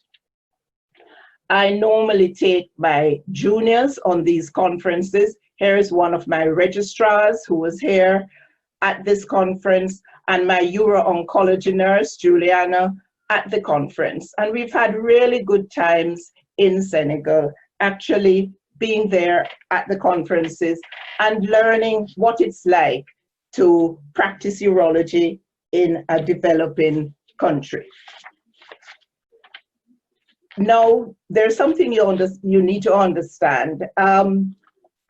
Urologists in some of the other African countries, they were really surprised that there was a female who was doing this. And they'd say, oh, why is she doing urology? But then you break down these barriers. And I do go to different meetings like PAUSA, the Pan-African Urological Association meeting. So I was really surprised and glad when the Association of Surgeons of Zimbabwe actually asked me to come and do a workshop there. And they had a week of this workshop where it was called Prostate Cancer Week. And there were lectures by oncologists, by us, by nurses, to the general public, to actually also as well to other healthcare support workers. And then we had a lovely workshop there in Zimbabwe. Again, I've taken as well other urologists, one of my trainees as well, and my nurse cystoscopist to Senegal so that we can actually share our knowledge there. It doesn't mean that because we do some things in the developed world, they should not be exposed to this as well. So at the hospital, we were graciously treated, and we met the CEO, the Minister of Health. And then recently, I went back, the last time was in February, when we actually started telling them about transperineal biopsies. So I strive to make sure that they're kept up to date with whatever we are actually doing. They may not have all the equipment that we have, but they should know exactly what is actually going on. I, as I said, have participated in quite a few conferences. Here we are at the American Urological Association meeting with the people from PAUSA, Pan-African Urological Association, in combination with the Caribbean Urological Association. And here is Kurt McCammon, who is from Virginia, and he has been very active with IVU Med in actually going out there teaching reconstructive urology. And we've always met out there. Now, recently, Graham Watson, who is a urologist in Eastbourne, who also goes out to sub-Saharan Africa and teaches PCNL, he wanted various urology units in the United Kingdom. He said to them, if you could keep your guide wires or your baskets, it would be really good, because we could collect these used disposable, and then we could actually sterilize them, and they could be sent out to various units in Africa. So what's happening, he had Meditech Trust, and what Meditech Trust has done is they leave one of these sharps bins. So we wash the instruments, we put them in there, and then they sterilize them and they send them to different units. And of course, the trust is not liable at all because they take the liability. So we've been doing that at the North Middlesex Hospital. I spoke to my microbiological colleagues and they were quite happy about this, and that's what has happened. I have received quite a few awards. The Caribbean Urological Association gave me an award in Jamaica because I've trained quite a lot of urologists who are now consultants in Antigua, in Jamaica, in St. Lucia. And it's so rewarding to see your former trainees doing very well in their positions as consultant urologists. This was a presentation from the Association of Surgeons in Zimbabwe. And there was I speaking when there was a citation that they did, and they had me as their guest of honor at their conference. So in summary, it's been a bumpy road. I wouldn't say that it's been smooth at all. There are many glass ceilings, but one needs to persevere. I've had a rewarding career. I've met lots of friends and colleagues internationally. And I think it sums up the inscription on the presentation from the Association of Surgeons in Zimbabwe. It said, "Teach one, cure many." You have cured many in Zimbabwe. Thank you very much. Jean, thank you very much. I think we all really want to give you a big clap. And you certainly cured many, but you've also taught quite a few. And all your trainees, we can see why they find you an inspiration. So on behalf of ITRU, we're really grateful. That was an absolutely inspirational talk. We are now going on to the poll, going on to the next round. Bhaskar will be going on to the Q&A round. But if I can ask all the viewers to maybe minimize their media screen, and there'll be a couple of poll questions there. And we'd be very grateful if you could answer them because it's helpful for us to know what your views on various subjects are. Bhaskar, over to you. Thank you, Bhavan. Jean, honestly, the journey you have had is inspirational for many reasons. There's been many firsts that you have done, achieved, and the way you have taught other people is very inspiring, and we can all learn a lot from you. I'm looking forward to meeting you in person, honestly. Moving on, I'm going to tell you one thing. The poll questions, there'll be 11 questions. You can take your time, but I think once the timer starts, you have 10 minutes to answer. That's for the audience. We will share the poll answers at the end. The top 5 questions are the most interesting, and some of the chat questions that you would have asked us to share with the speakers. I would also like to share, we have had almost 1,000 registrations, people who are watching us. It is amazing. 65% of them are females, more than 20 countries. So kudos to all the viewers who have joined in. Of course, it wouldn't have been possible without our 5-star speakers. So thank you again, everyone. Now I'm going to start with Anita, if that's okay, with the first question. Anita, if you can unmute yourself, thank you. You know, medicine in India has still got a significant representation in women. However, the problem is urology compared to the Western world is very poorly represented, as you have shown us. Do you think it's the nature of the specialty, perhaps, that makes it less appealing to Indian women? Perhaps, yes, because the inhibition, I think, is largely in the mind of women. In my practice, I have never seen a man who is not wanting to come to me as a patient because I'm a woman. You get it? So Indian men, much against what everybody else might imagine them to be, are perfectly okay showing a lady doctor about their urine-related issues. And in fact, I think maybe I have a poker face. When I talk to my patients and I ask them questions about their sex life, in some of the areas that I deal with, they are perfectly okay talking about it. And I have never found any reservations about any of the men. So in fact, I would urge Indian women or lady doctors to choose urology as a specialty, as I already mentioned in my talk, and don't think that it's a difficult branch. Patients will come to you irrespective of their gender. And I guess urology has so much to choose from. You know, you've not just got the surgical side. You know, you can do big surgery, endoscopic surgery, laparoscopic surgery. You can do office urology. There's so much to choose from. So that is a perception and inhibition that must be overcome, and we need to have more women in urology. I think so. Bhaskar, can I just add something?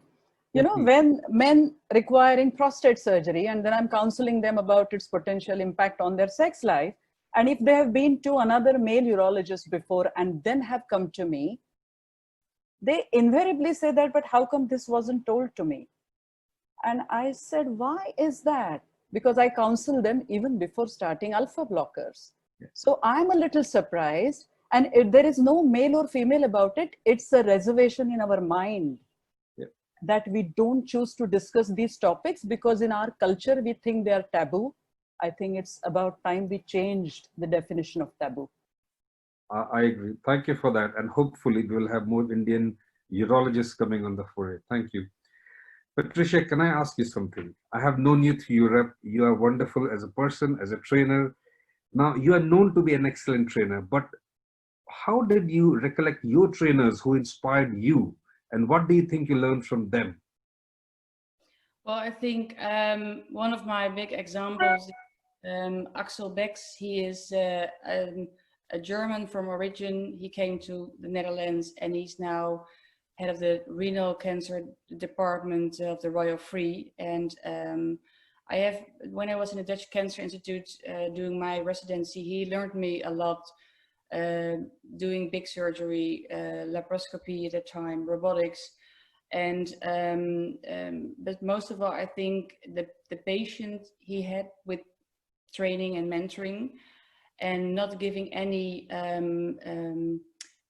judge about things, and giving you the space to develop yourself with the in the meanwhile trusting you, giving you the trust as a person.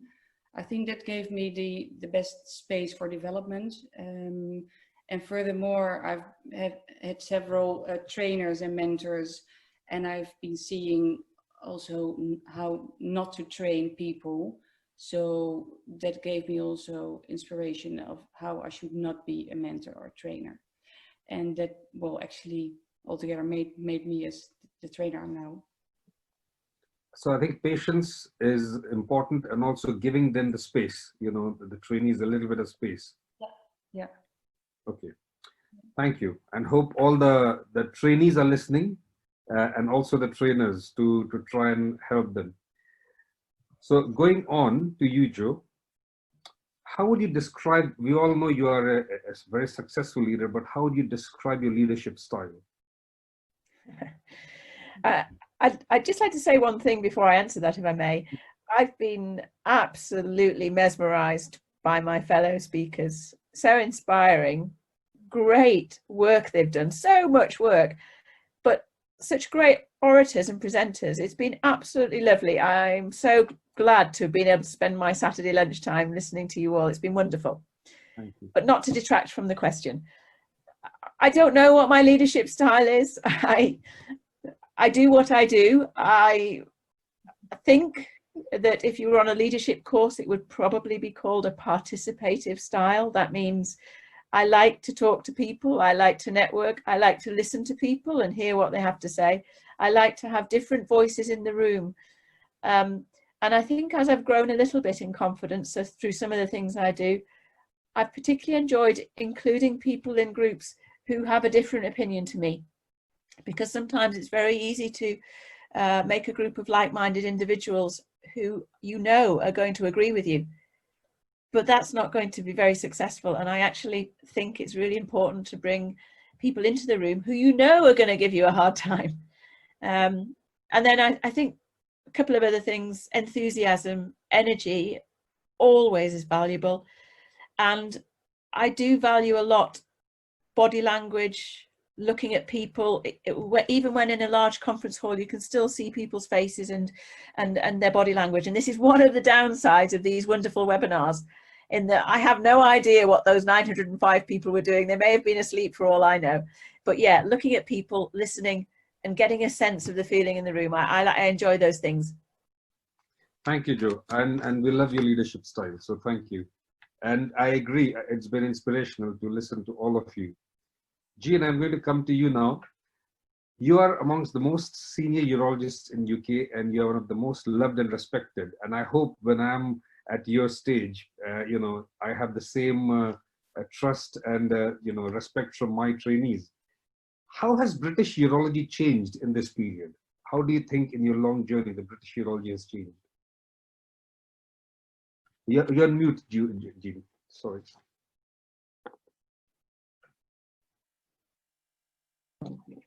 Thank you. Right. Oh, how long do you have?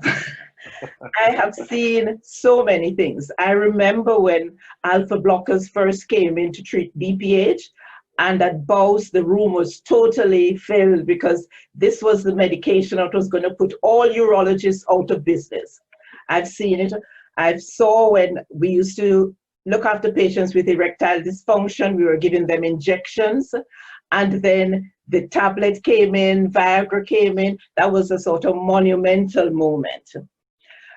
Other treatments for BPH, because we only had transurethral resection of the prostate. I've seen them heat the prostate, freeze the prostate, do all these things, lift the prostate. There's so many options at the moment. Ureteroscopes, I remember when we first did ureteroscopy, we were using size 13 ureteroscopes. I know you would all cringe at the moment, but you had to be careful. You went up with a size 13. I mean, we've gone all the way down, size 7.5 and even smaller. PCNLs as well, we've gone into mini PCNLs. And of course, one of the biggest things has been the robot. So the robot has come in. We didn't have that many years ago. So these are the sort of, just a few of the things. I mean, I could be here for ages just telling you about how urology has changed over the years. But it's all been for the good. And, you know, it's really good to know that urology tends to lead the way in endoscopy, in everything, robotic surgery, everything. Urology has always been at the forefront of technology and just leading the way generally in surgery.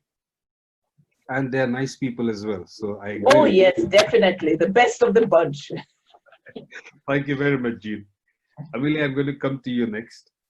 You have, I know you have won 2 years in a row, the EIU Urolithiasis Award, and that is no mean achievement. You have got, I know, loads of papers in the last 3 years. What is your secret? How do you do it and keep doing it? Yeah, thank you very much for this presentation. I am, I think the secret is just the teamwork, or at least this is what has happened to me. So find and collaborate with a team which is very, very research driven, very enthusiastic and concentrated and focused on research and to finding and reaching a result. And this most of the times comes with a publication of a paper, and also is to have the background, in the background, the family that supports you, that can accept that maybe you will a few times in the year travel to attend conferences and supports you in that, and maybe that sometimes during your weekends or times off you can dedicate some hours of your time off to finish that paper or to submit the abstract before the deadline. And this is very important. All in all, this is what makes the difference, or at least it made difference to me. Thank you, Amelia. I know that is very important point, your family support, and I know you've got a very loving Brazilian husband, and he's wonderful. So the team working, I agree. And we work in the same team, and you know, I couldn't have done without your help and support. So thank you. Bhavan, over to you. Anita, going on from family, if I could ask you, you're clearly a superstar functional urologist. How do you balance a family life and your professional career? Am I audible, Bhaskar? Bhavan? Yeah. Okay. you know, the answers are in all the slides which everybody else has given. And the answer is A, collaborate. B, it's a teamwork. And 3, you must learn to delegate. Now I must give 500 marks out of 100 to my husband, who's been, you know, my teammate in this entire difficult balancing act, as people would call it. And there is nothing that he cannot do as a parent, which I do. So literally every job that we do is split 50-50. And there are days that I'm not at home. By the time I'm back home, the kids are sorted out, the meal is sorted out, literally everything is sorted out, and I walk in like a queen supreme. And that wouldn't be possible if it hadn't been for his support. But also it's communicating with the children that they can't make undue demands out of us, because it is physically not possible for us to be present there, opening their bag, removing the tiffin, asking them how the day was, because we're really not present during that time of the day. So the children understand, and that is because we have learned to talk to them. We've learned to listen to them. And I think if there is one message I would like to give everybody, is please listen to their children. If you want to be a good parent, the trick of how to be a good parent comes from your children. Listen to them, they're giving you hints. So it's not a balancing act really. I think letting go, let things be out of balance, learn and accept it. It's not a race. You're not there to win. There is no time slot. Take it at your own pace and enjoy the journey. That is the best way to balance your career as well as your personal life. Simple as that. Absolutely fabulous. Thank you. Thank you. If I could. Bhavan, you are on mute. Bhavan, sorry, you are on mute. Thank you very much, Anita. That was really nice. Jean, Miss McDonald, if I could go to you now. Now, one of the most obvious things is that your trainees love you. Do you think training is perhaps amongst the most fulfilling aspects of your job? Definitely. Can you hear me? Yes, definitely. It's so rewarding to train people. You will sit behind them, they're doing a TURP, and your hands are literally wanting to actually do something. But you know, it's really good to be able to sit down and just guide them and encourage them. And I think that's what they appreciate. The other thing is take them to conferences with you, expose them to the rest of the world so they can have an idea of what goes on in other places. And it's amazing, and it gives me great pleasure. And I'd like to be remembered actually as someone who inspired the next generation of urologists so that urology is in safe hands. I think you've absolutely done that. If I could go to Joe next. Joe, you will be our first vice president in BAUS. There are a number of leaders, young aspiring leaders. What would your advice to them be? I think I should say I won't be the first vice president of BAUS. I'll be the first female vice president of BAUS, correct? There have been many excellent vice presidents of BAUS before me, and will be many after me. I think what I would say is what I said in my presentation: you choose things that interest you, do things that you enjoy, and things that you're passionate about. Look for the opportunities where they might not naturally be obvious. So some things we do, particularly as trainees and also as consultants, where we might think that it's a bit pedestrian, a bit mundane, and I get trainees who talk to me about not really wanting to do audit and so on. These are opportunities. You've got to do the work, so you might as well enjoy it and make it something that means something to you. I think there's something to be said for look around and watch other people. I've worked with some excellent mentors throughout my career. You'll have met some of them as well, Bhavan, I know. And I've been inspired by many of them. And I don't seek to copy anyone, but I have had the opportunity to look at things that I thought were done really well and try to incorporate those into my way of doing things. But likewise, I've also had occasional opportunity to see things done extremely badly. And that was also a very good lesson for me. So watch other people, do what you enjoy, and you have to do things that you enjoy. You don't just work for the sake of it. All of us here have got, I think, work-life balance, and that's what keeps you going, keeps you fit, keeps you healthy, as Patricia said. Thank you, Jo. That's awesome. Thank you. If I could go to Patricia next. Patricia, you've endeavored on a career in minimally invasive surgery, upper tract. It's probably amongst the most challenging surgery to do. For the younger generation of women who want to pursue this kind of career, what would your suggestions be? Well, I think I think the most important thing is that doing this kind of complex surgery, that you should always prepare yourself, make the surgery for yourself systematic, so that you know the single steps perfectly in your head. So be very systematic.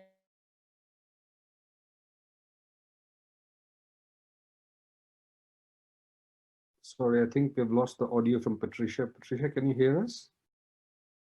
I think her screen is frozen. Okay, Oh, will we just wait for Patricia to come back? Amelia, if I could ask you something, please. Amelia, you know, your journey is amazing. You've come from Italy, you've come to Britain, and you've not just survived, you've excelled, you know, and your journey is only just beginning. What do you think your biggest challenges were when you first came to Britain? Thank you very much, Bhavan. Well, there have been a lot of challenges. Clearly, starting a new job, a new life from scratch, showing every one of your colleagues and patients what you can and cannot do, show them your strengths. And I have to say, most of the time, these challenges have been an opportunities, and also an opportunity to grow, to find out what I could do on my own, or to find people who could help me to overcome the difficulties, and I can now help someone else to go through the same I went through 3 years ago. And also it gives you the opportunity to make new relationships, which at the beginning is very difficult, but it's a great chance to meet wonderful people that otherwise you would have never met. So these are really important challenges I could have the luck to find.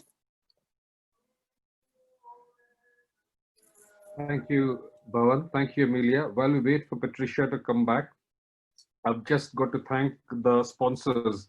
So Sun Pharma, especially Vivek, Nayanar and Ashish Kher, thank you very much for your support, for providing us with the portal, with the technical support, and also Hemant from 24 Frames. We couldn't have achieved this without you. Almost 1,000 viewership, which is just on this platform, and of which 65% are females. This is excellent, and I must thank you guys for doing an amazing job. While we wait for Patricia, Zeeshan, do we have the poll question answers? Yeah. If you can share the screen, and I'll give that to you. So Zeeshan is going to share with you the 5 topmost poll questions, and if Patricia comes back, Bhavan will ask her the question again because she couldn't finish her answer. So over to you, Zeeshan. Thank you. Meanwhile, we had an audience poll where we had almost 965 people who had answered. And among them, as Sir said, as Dr. Bhaskar said, 65% were females and almost 62% from India, followed by UK, Indonesia, UAE, and almost 40% of them were consultants, and 15% students, and 7% were residents.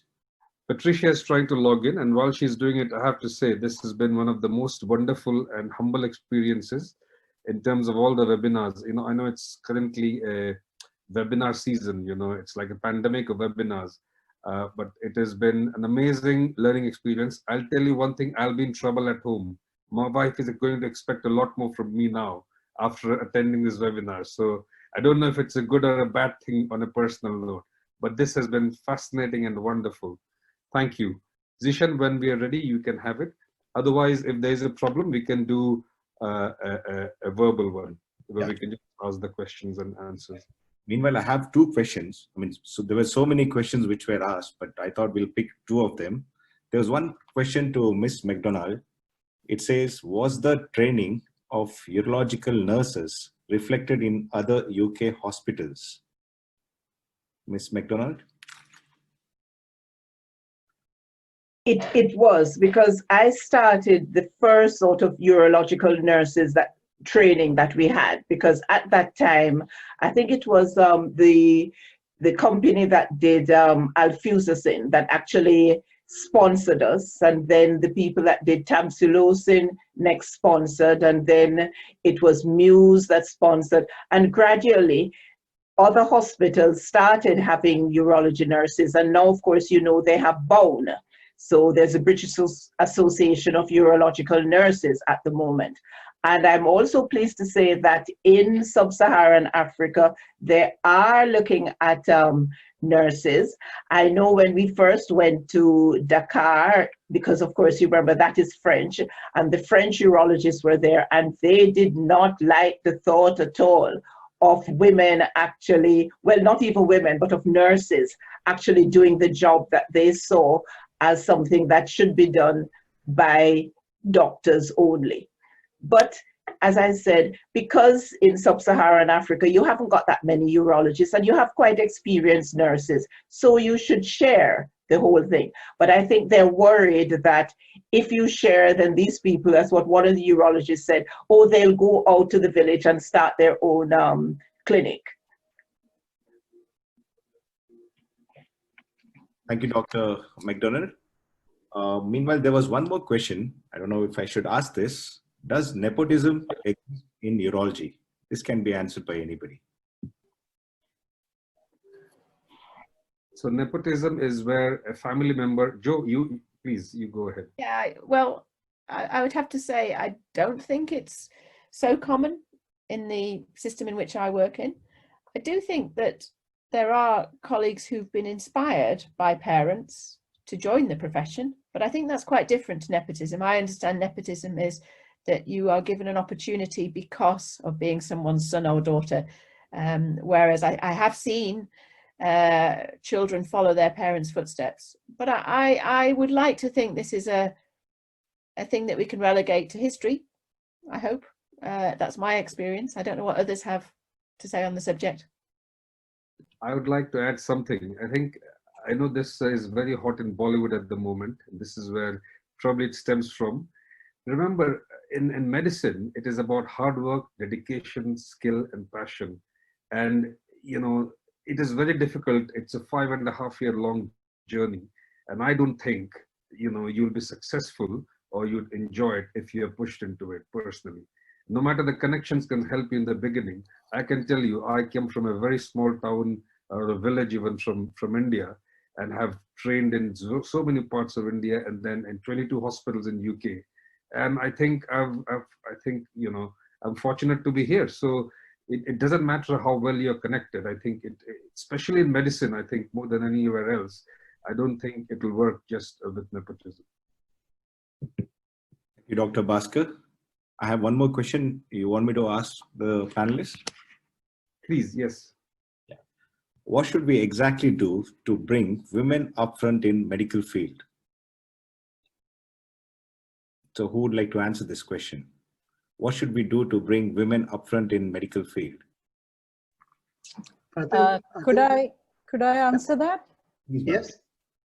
Okay, so I can only give an Indian perspective. And I would say the preparation for that starts right during the school times.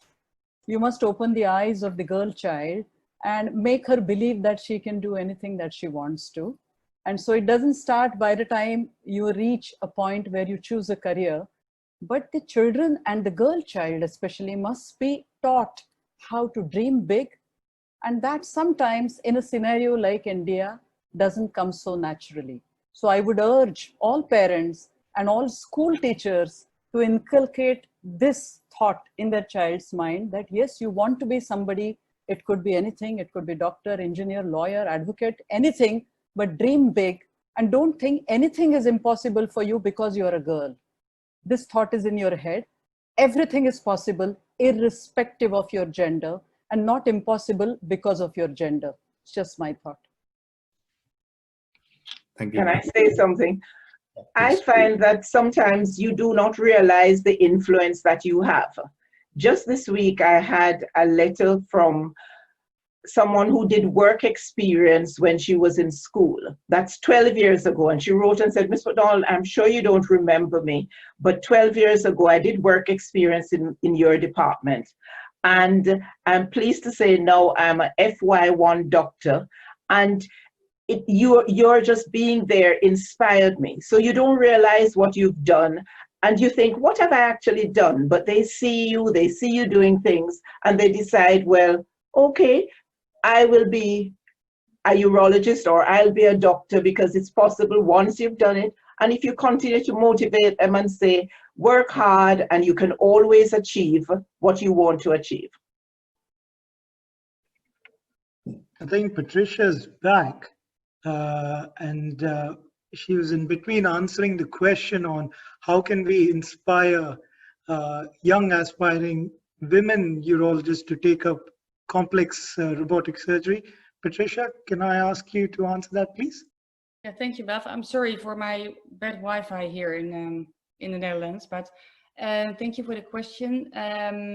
Well, I think to start and to continue to be inspired for getting into lab robotic, you need to go on and you sometimes you fall, but you stand up and you go.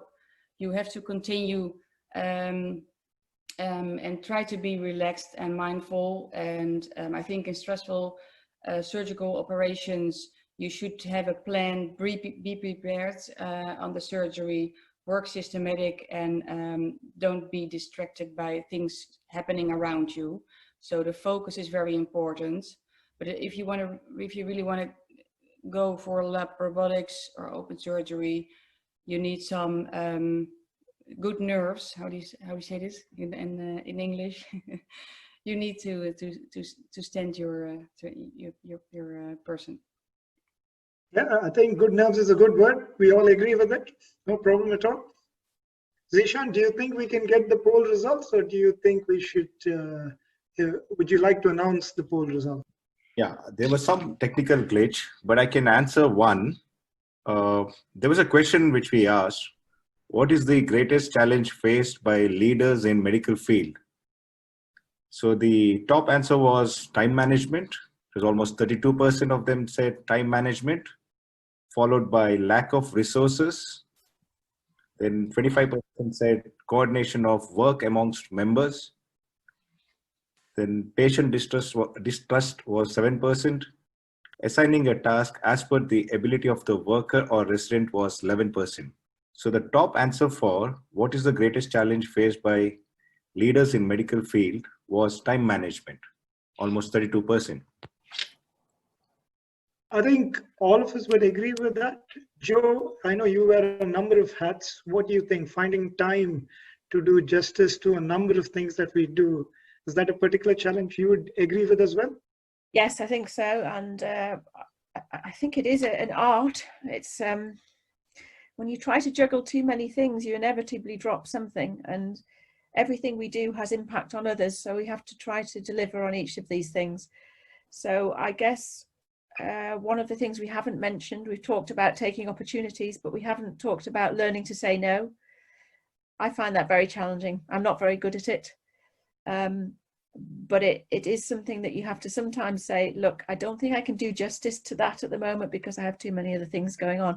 And remember, when you do that, that means that somebody else will get that opportunity. So I have found recently, for example, if I was not able to do something, suggesting somebody who I thought had great potential to deliver as a person who might take that on works for everybody. That's one of my solutions, but I don't have it cracked. I have not nailed time management. You ask my department.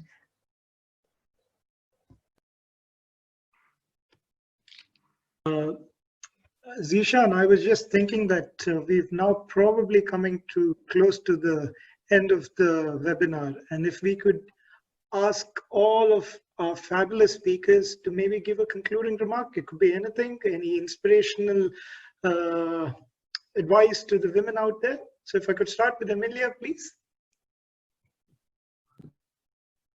Yes, so I just want to say thank you very much for the iTrue group for organizing this amazing webinar. It worked really well and I learned a lot because I'm the last one arrived, the little fish of this amazing group of women that I learned from, and I definitely want to follow their advices.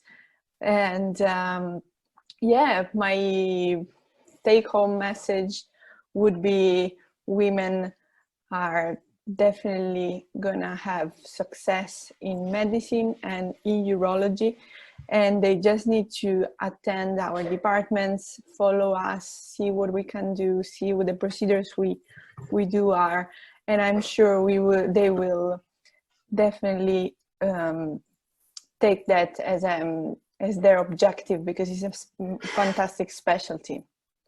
Thank you very much. Thank you, Amelia. Ms. McDonald? I would just like to say that women can do exactly the same things that gentlemen are able to do. Urology is a fascinating specialty, and if they work hard at it, they will succeed. But be prepared that you're going to have challenges. You're going to have some people who won't like you doing the job that you're doing. But over the years, you develop a crocodile back and you sort of just go about your things quite easily. And then you get the reward when so many of your juniors just adore being around you and respond so well when they hear that you're anywhere, or like with this webinar. And thank you all so much for making this possible. Joe? Thank you, Bhavan. I guess I should confess something. This is the first time I've engaged in an all-female panel. I've declined previous opportunities, precisely for the reason I described in my slides. I thought it might have been in the past a little bit of tokenism, and I didn't really support that. But I have to say that I feel now I do have a role as a role model, and I do need to be supportive and visible in these things. And I have changed my view. This has been a very refreshing webinar, and I think this particular combination has made for a most refreshing discussion all round. What I would like to say is I look forward to phase 2, and that many more talented women will appear in your panels for the expertise that they have as urologists. And thank you. Thank you so much, Joe. Bhavan, you're muted. Sorry, I didn't hear you. Sorry, please. Patricia, if you... Thank you. Yeah. I think totally agree with Joe. This is also my first thing with only female. But I think the message for me is try to be yourself, believe in yourself, and set your goal, and try to focus. I think concerning time management, the focus 3 to 5 big projects, focus on that, and the smaller parts will disappear in the time management. So that will be my message, and thank you very much for being invited for this nice webinar. Anita? Well, thank you so much, iTrue, for asking me to be a part of this wonderful webinar. I have learned a lot from my co-panelists.